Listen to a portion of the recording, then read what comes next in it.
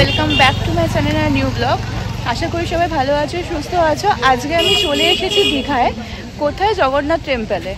তোমাদেরকে জগন্নাথ টেম্পলের ভেতরটায় গিয়ে তোমাদেরকে দেখাবো কীরকমভাবে আমরা এখন দেখো হাঁটছি বাইরে। তো 6 নম্বর গেট থেকে আমরা ঢুকছি। দেখো পেছনে দেখা যাচ্ছে জগন্নাথ টেম্পল। এখানে তোমরা পুজোর ডালা নিতে পারবে। এখনও এটা পুরোপুরি তৈরি করা হয়নি, কিন্তু এর ভেতরে অনেক দোকান আছে। তোমরা এখান থেকে পুজোর যাবতীয় জিনিসপত্র, প্রসাদ তোমরা এখান থেকে নিতে পারবে। ঠিক 6 নম্বর গেটের একদম অপোজিট সাইডে কিন্তু এই দোকানটা। চলো এবার মূল প্রবেশ পথ দিয়ে প্রবেশ করা যাক। মন্দির খোলা থাকে ভোর 6টা থেকে দুপুর 1টা অবধি, আবার বিকেল 3টে থেকে রাত 8টা অবধি। মন্দিরের উচ্চতা হচ্ছে 65 মিটার, অর্থাৎ 265 ফিটের মতো। মন্দিরটি নির্মাণ করার জন্য রাজস্থানের বান্সি হিলসের স্যান্ডস্টোন ইউজ করা হয়েছে। মন্দিরটি 24 একর জমির ওপর নির্মাণ করা হয়েছে। প্রকল্পটি পশ্চিমবাংলার মাননীয় মুখ্যমন্ত্রী 2018 সালে প্রকল্পটি ঘোষণা করেছিলেন। মন্দিরটির নির্মাণ কাজ শুরু হয় 2022 সালে, এখন হচ্ছে 2025।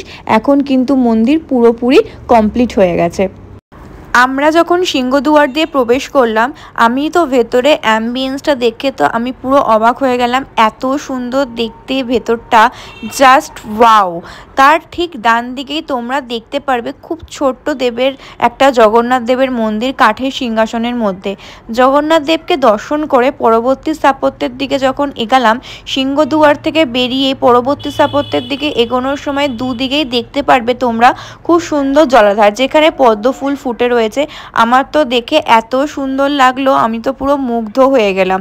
আরেকটা কথা বলবো, এখানে কিন্তু প্রচণ্ড গরম। যারা ভাবছো গরমে যাচ্ছ, তাদের কিন্তু একটা কথা বলবো, ছাতা জল তোমরা মাস্ট নেবেই নেবে। এই স্থাপত্যের ভেতরেই রয়েছে ভগবান বিষ্ণু। পুরো স্ট্রাকচারটাই কিন্তু কোষ্ঠী পাথরে করা। ভগবান বিষ্ণুর ওপরে যে ছোট্ট একটি মূর্তি দেখতে পাচ্ছ, সেটা হলো ত্রিদেব, অর্থাৎ ব্রহ্মা বিষ্ণু মহেশ্বর একই শরীরে রয়েছে। এটা হলো ভোগ মন্দির। অপূর্ব সুন্দর দেখতে, অপূর্ব সুন্দর হাতের কাজ, এত সুন্দর লাগলো। আর এইটা দেখো হচ্ছে এত বড় দরজা, কত সুন্দর সুন্দর কাজ করা রয়েছে। চলো আমরা যাচ্ছি এখন মেন মন্দিরের দিকে। ভেতরে কিরকম করেছে তোমাদের কাছে সবকিছু শেয়ার করছি, চলো দেখতে থাকো।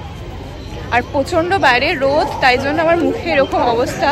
সত্যি খুব বাইরে খুব অবস্থা খারাপ হয়ে যাচ্ছে, এত গরম, প্রচণ্ড গরম। দেখতে থাকো।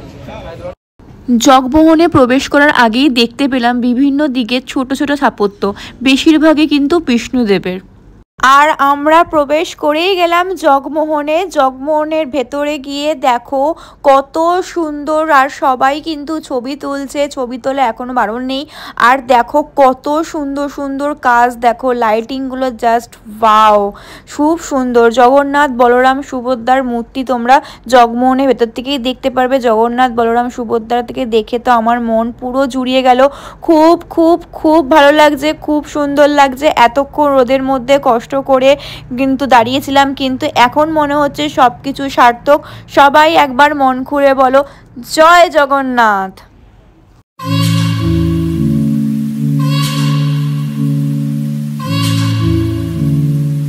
মূল মন্দির থেকে বেরিয়ে দেখতে পেলাম মা লক্ষ্মীর ছোট্ট একটা মন্দির। মন্দিরের চারিপাশে ছোট ছোট স্থাপত্য করে বিষ্ণুর 10 অবতার করা হয়েছে। খুব সুন্দর, দেখো খুব ভালো লাগলো দেখে।